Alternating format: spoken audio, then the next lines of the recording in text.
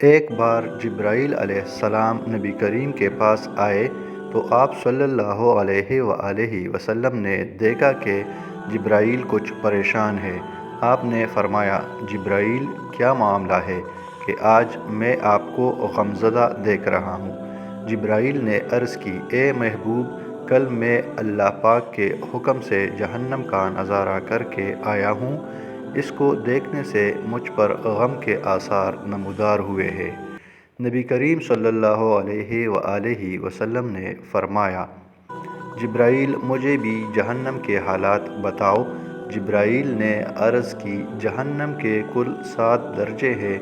ان میں جو سب سے نیچے والا درجہ ہے، اللہ پاک اس میں منافقوں کو رکھے گا۔ اس سے اوپر والے چھٹے درجے میں اللہ تعالیٰ مشرک لوگوں کو ڈالیں گے۔ اس سے اوپر 5ویں درجے میں اللہ سورج اور چاند کی پرستش کرنے والوں کو ڈالیں گے۔ چوتھے درجے میں اللہ پاک آتش پرست لوگوں کو ڈالیں گے۔ تیسرے درجے میں اللہ پاک یہود کو ڈالیں گے۔ دوسرے درجے میں اللہ تعالیٰ عیسائیوں کو ڈالیں گے۔ یہ کہہ کر جبرائیل علیہ السلام خاموش ہو گئے تو نبی کریم صلی اللہ علیہ وآلہ وسلم نے پوچھا، جبرائیل آپ خاموش کیوں ہو گئے؟ مجھے بتاؤ کہ پہلے درجے میں کون ہوگا؟ جبرائیل علیہ السلام نے عرض کیا، اے اللہ کے رسول صلی اللہ علیہ وآلہ وسلم، پہلے درجے میں اللہ پاک آپ کے امت کے گناہگاروں کو ڈالیں گے۔ جب نبی کریم صلی اللہ علیہ وآلہ وسلم نے یہ سنا کہ میری امت کو بھی جہنم میں ڈالا جائے گا تو آپ بے حد غمگین ہو گئے اور آپ نے اللہ کے حضور دعائیں کرنا شروع کی۔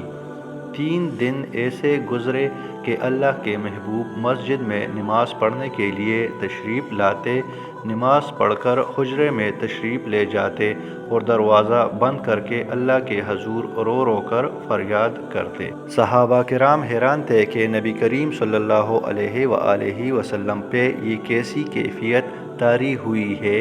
مسجد سے حجرے جاتے ہیں، گھر بھی تشریف لے کر نہیں جا رہے۔ جب تیسرا دن ہوا تو سیدنا ابوبکر رضی اللہ عنہ سے رہا نہیں گیا۔ وہ دروازے پہ آئے، دستک دی، سلام کیا، لیکن سلام کا جواب نہ آیا۔ آپ روتے ہوئے سیدنا عمر رضی اللہ عنہ کے پاس آئے اور فرمایا کہ میں نے سلام کیا لیکن سلام کا جواب نہ آیا، لہٰذا آپ جائیے، آپ کو ہو سکتا ہے سلام کا جواب مل جائے۔ آپ گئے تو آپ نے 3 بار سلام کیا لیکن جواب نہ آیا۔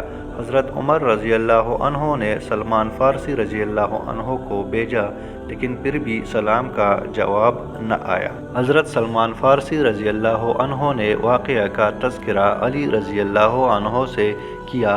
انہوں نے سوچا کہ جب اتنے عظیم شخصیات کو سلام کا جواب نہ ملا تو مجھے بھی خود نہیں جانا چاہیے، بلکہ مجھے ان کی نوری نظر بیٹی حضرت فاطمہ رضی اللہ عنہا کو اندر بھیجنا چاہیے۔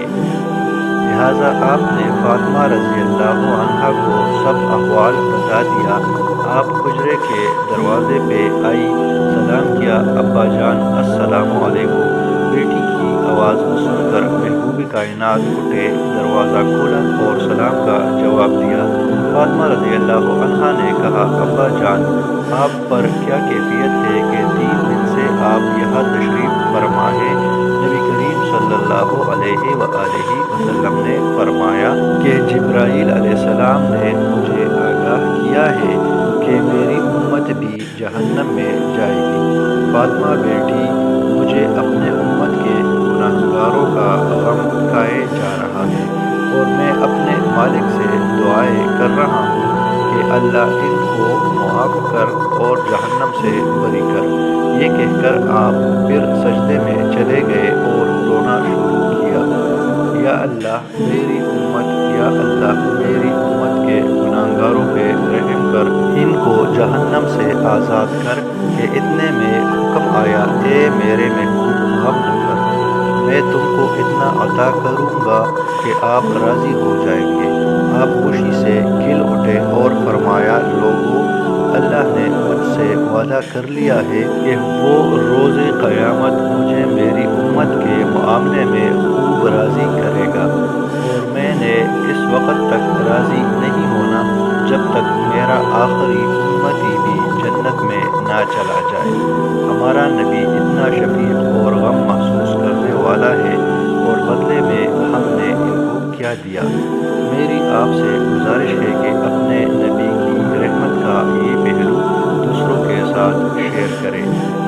ایک ایک شیئر کر کے اپنا حصہ ڈالیں، کیا پتہ کون گناہگار راہ راست پر آ جائے۔ آخر میں آپ سے گزارش ہے، اگر ویڈیو اچھی لگے تو ویڈیو کو لائک کیجیے گا، اور اس قسم کے مزید اسلامی اور معلوماتی ویڈیوز دیکھنے کے لیے ہمارے چینل کو سبسکرائب کیجیے گا اور بیل کے آئیکن کو پریس کیجیے گا۔ شکریہ۔